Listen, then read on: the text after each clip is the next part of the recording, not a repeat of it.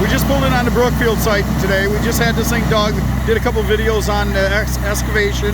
Now what are we doing out here today?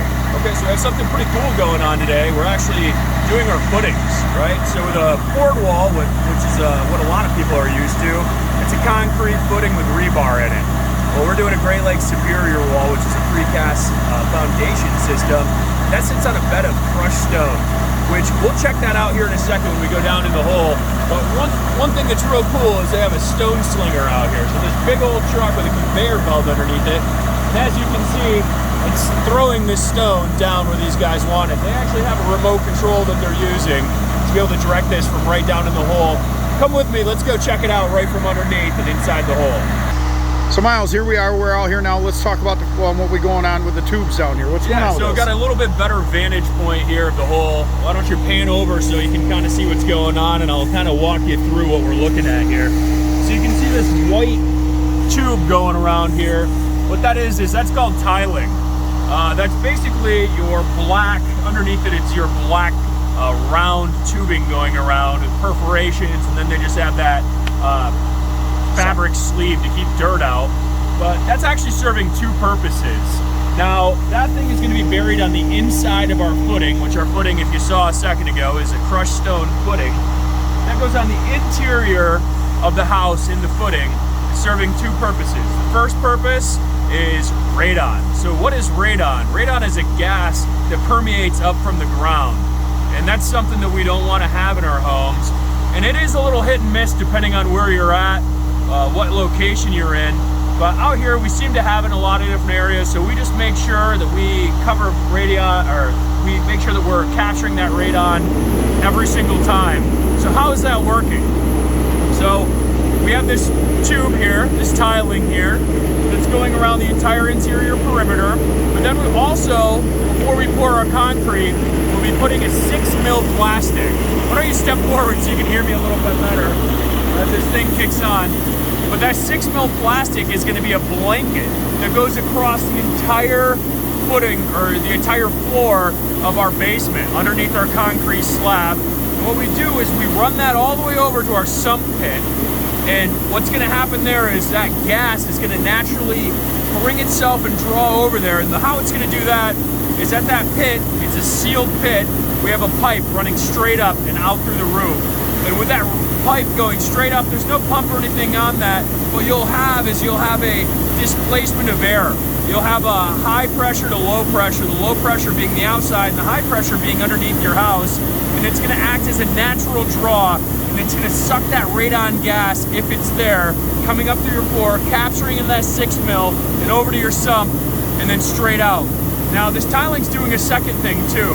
So for a second, let's kind of talk about how the foundation is going to sit on your crushed stone footing.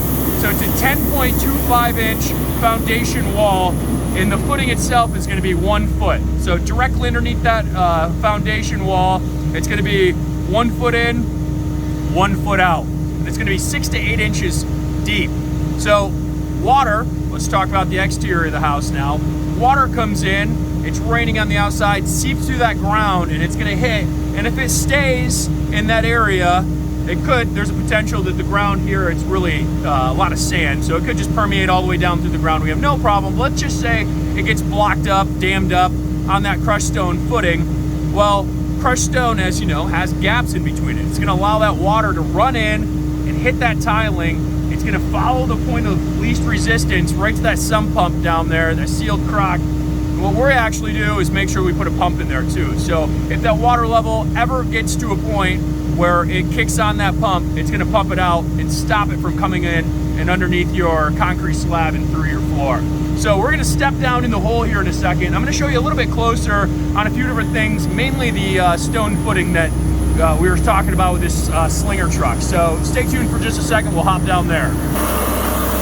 Okay, so I do want to make a quick correction. I said 1 foot of footing on inside and outside, but it's actually 4 foot total, 2 foot on the outside, 2 foot on the inside. And how are we getting this keystone level over here? You can see behind me, we have a laser set up, and let's pan over this way. And you can see that they have this stick here the guy in the back is holding, and it actually has a receiver on there. You set it to your depth, that laser comes over, and it'll tell you and keep your grade all the way through here. And as you can see, this other gentleman here with the orange hat, he's controlling this truck from right down here remotely. So what they're doing, as you can see, this pea stone's slinging from this truck. It's landing right where they want it. We're covering up our tiling here, and they're shoveling it back and forth and keeping the 2 foot, the 4 foot total, 2 foot on the inside, 2 foot on the outside. As they go, you can see right now it's checking with that laser. So it's telling them if it's too high or too low. And what that's going to do is it's going to allow them to smooth this entire area out. And what will happen next is, actually on Monday, today's Friday, the walls will actually come and they'll set it right on top of this crushed stone footing. So it's just, and then just to recap, the stone is going to be 6 to 8 inches deep here. So stay tuned, check out our next video where we actually will show you setting these walls. Building Dreams Construction. Check us out at our Facebook page, Building Dreams Construction. Follow our page and also follow us on YouTube. Thank you so much. Have a wonderful day.